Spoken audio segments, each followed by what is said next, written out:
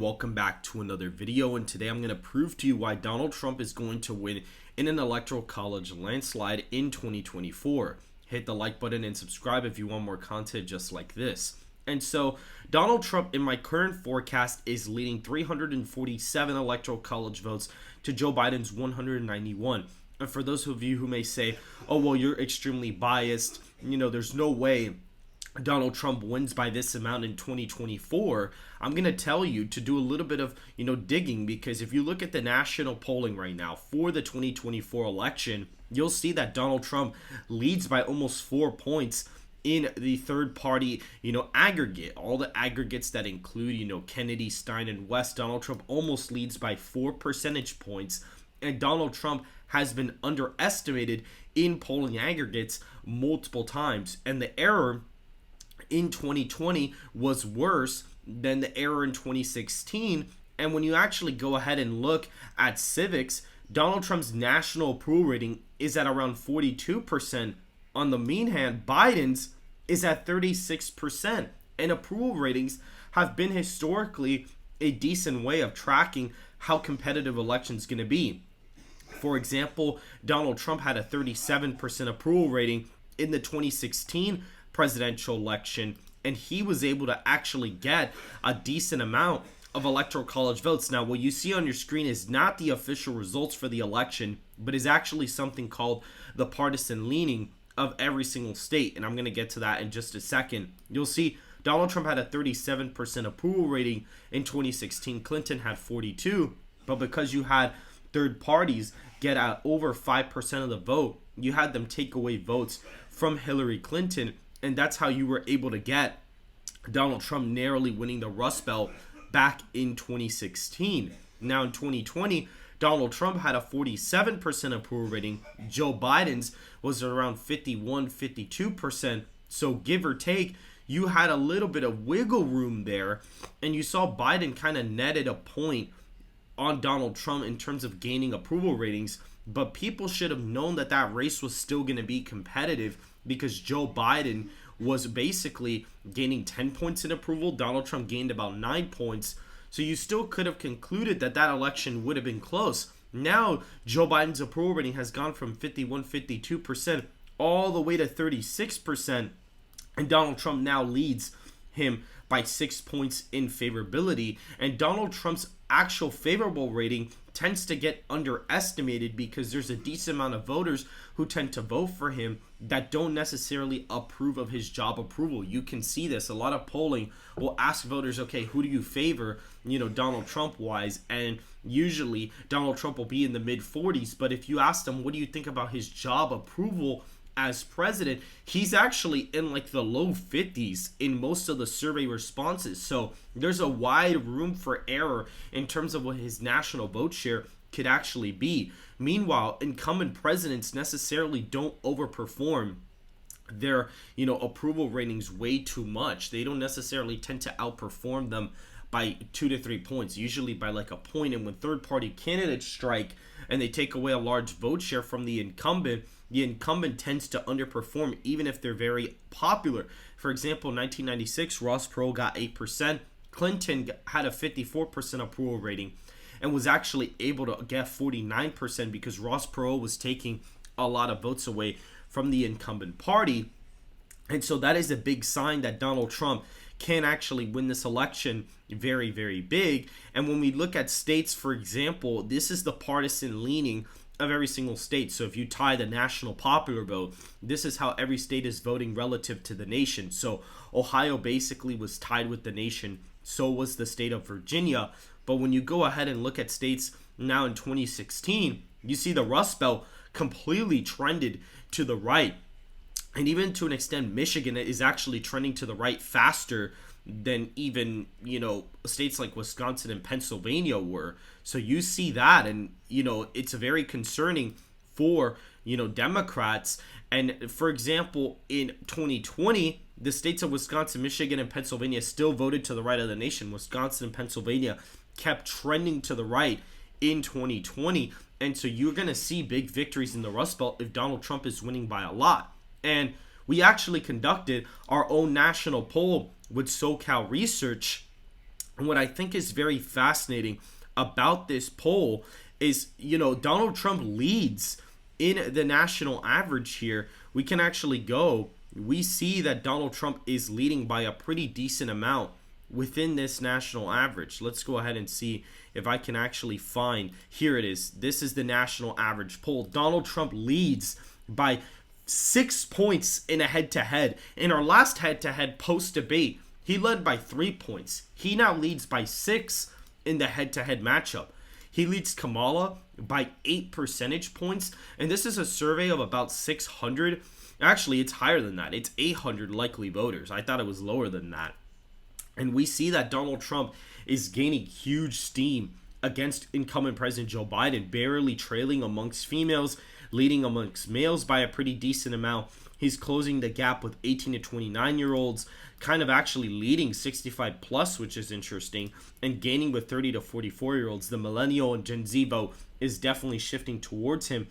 And we even see people who did not vote for, in 2020 are actually breaking the Trump by almost 10 percentage points. So that's a big deal. We see Joe Biden is retaining just 79% of his 2020 voters. Donald Trump's getting 17% of Joe Biden voters. We did not see numbers like that in a very, very, very long time.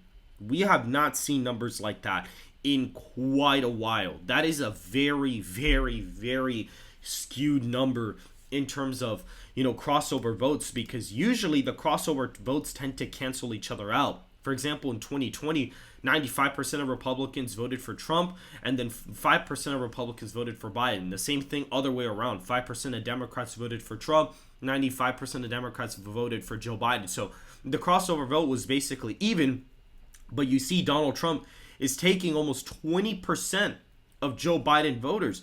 And we see independents break for Trump by 5 points. This is a group Joe Biden won by 13. That's like almost over a 20-point shift in favor of Donald Trump with that group. And that's the group that really decided that narrow election. And when you look at college educated, this margin's been cut down in half. We see no college is plus 15. Donald Trump only won that group by about 2 points.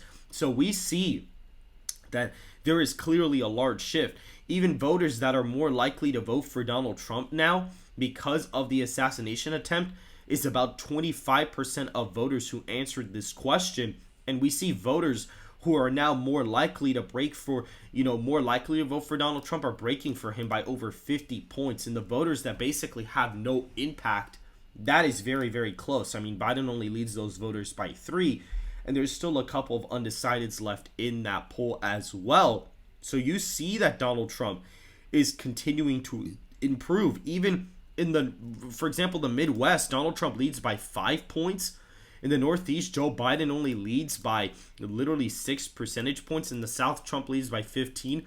And then the West, Donald Trump's actually leading, believe it or not, which is pretty interesting as well. Joe Biden should be winning this category because of California, but he's actually not, which I think is very, very fascinating.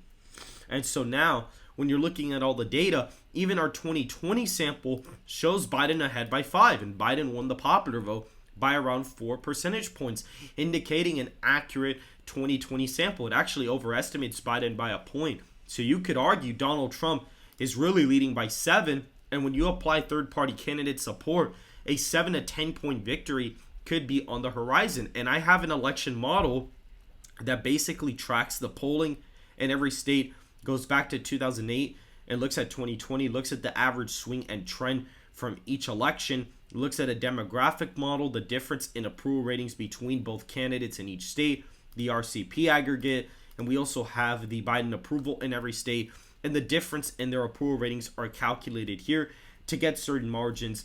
And when we go up here, we actually see something very, very interesting. Donald Trump leads the model by 9.3 percentage points within that 7 to 10 point range due to third-party candidates based off the latest national poll. And so now when we're looking at the results, we see Donald Trump is winning in a landslide grand fashion.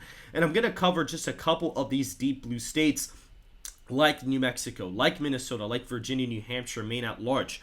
If we go to New Mexico, right? The state 6.3 percentage points left of the nation. Then in 2016, 6.1. And then we look here, 6.3. So it really hasn't trended anywhere the past 8 years, right? And the state voted for Joe Biden by 10.8 percentage points. And the national environment was around a 4.5, point victory. And when we look over here, Joe Biden is now winning, or is actually losing the state now here by 3.7 percentage points. And you may say, well, that's pretty interesting because Donald Trump leads the popular vote by 9 points. And that's a 13.5 point shift to the right. And what did Donald Trump win the state by? Lose the state by last time around? He lost it by 10 points. So if the nation is shifting almost 13 points to the right, and Donald Trump is winning the state by 3.6, and he lost it by 10.8, he's actually shifting the state by 13.2%, and the shift is like 12.8% nationally. So the state trends like half a point Republican, and you see here between 2016 or 2012 to 2016, the state trended like 0.2 points Republican. So to say because Hispanic voters are shifting heavily to the right, but white liberals in the state are shifting to the left, for Donald Trump to trend the state like half a point to the right this cycle wouldn't actually be that crazy of a claim. Now, looking at a state like Virginia, we see in 2012 it was voting with the nation by just a tilt margin. Now we have 3.2 percentage points, so it trends 3 points to the left. Here it trended around almost 3 points to the left as well. So let's say Joe Biden is, the state's voting 9 points to the, it's voting around 9 points to the left of the nation. Let's say that's the case, right? By margin, in an R+9 national environment for Virginia is about 2 points. That would indicate a 7-point, left leaning of the state nationwide. And what do we see here? We see, tilt, a 3-point gain, and then around like a 2-point gain or so. So the gain has been slowing down over time. So to see the state vote 7 to 9 points to the left of the nation is not that ridiculous when you really take a look at it. The state has a lot of young college-educated voters, and Donald Trump seems to be gaining with that group, a decent amount, compared to 2020. And he's gaining a lot with 18 to 29-year-olds. That's actually one of his biggest group shifts out of all the shifts that we've seen in quite a long time. And so that is a pretty big deal when you look at that. And the state of Virginia has a decent amount of Jewish and Muslim voters. A lot of those are breaking to Donald Trump this cycle as well. And even a state, for example, let's look at a state like Colorado, right? 4.5 points, basically. 4.4% is the margin that I have on my forecast here. What's very interesting is if you look at the state, it voted just 2 points to the left of the nation in 2012. Here, it voted 2.8% to the left of the nation in 2016. Then in 2020, it voted 9 points to the left of the nation, with Illinois getting slightly closer. And because African Americans are trending to the right, I expect Illinois to get slightly closer in its leaning compared to the relative vote of the nation. And Colorado seems to be trending to the left. So it is very plausible that the state of Colorado could be voting to the left of the nation by even more than what it was in 2020, and Illinois continued to trend to the right. And what do we see in my forecast? Joe Biden is winning the state by 4.4%, and if we look at Illinois, Joe Biden is just winning that state by 2 percentage points. And if Donald Trump is essentially winning the popular vote by around 9 points, which would be a pretty big victory, the state of Illinois would effectively be voting to the left of the nation by around 11 points, which is basically right around where Joe Biden, that's right around where the state was basically left leaning of in 2020. And the election before that, it was leaning 15 points to the left. It basically trended 2.5 points to the right from 2016 to 2020. So that is a very reasonable, explanation as to why Colorado is voting to the left of Illinois in my model. I expect Illinois to trend to the right.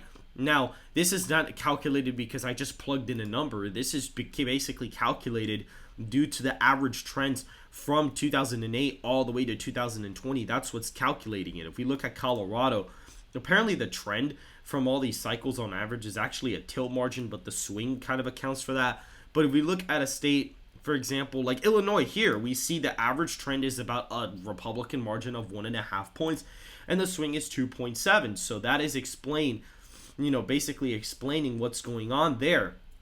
And that's why we see Colorado voting to the left of Illinois by about 2 percentage points.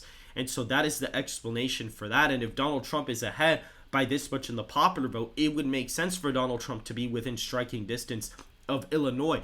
And a poll from October, before the conviction, before the assassination attempt, before the VP, the RNC, before everything, a poll from October of last year in Illinois has Joe Biden only winning the state by 8 points. And so it's been a while that the state's even been polled.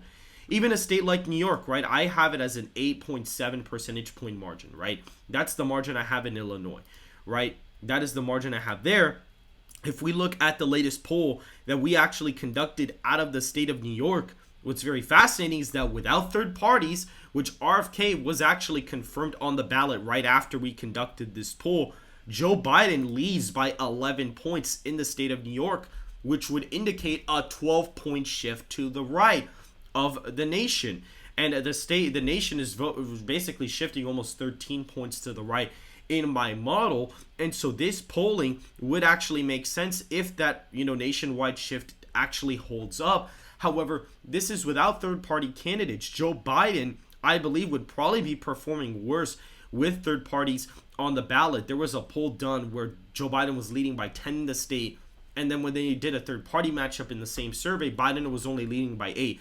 And this was earlier during the year.